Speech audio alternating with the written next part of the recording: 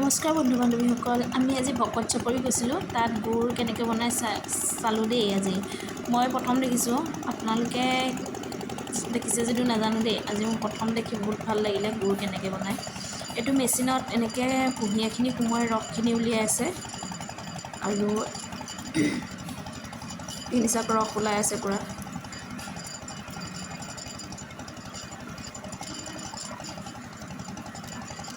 ৰস যেতিয়া বহুতখিনি হৈ যাব তেতিয়া এই কেৰাহীখনত পূৰা উতলাই আছে। ৰসখিনিৰ পৰা গুড় হৈছেগৈ, এয়া গুড় হৈছেগৈ।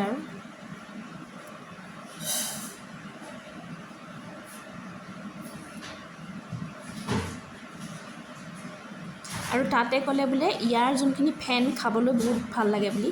আমি অলপ টেষ্টো কৰিলোঁ, ককাজনে ধুনীয়াকৈ দিলে, এয়া খালোঁ আমি। খাবলৈ কিন্তু টেষ্টি, একদম লিকটীয়া। আপোনালোকে খাইছে নাই কমেণ্টত জনাব প্লিজ। Bye bye.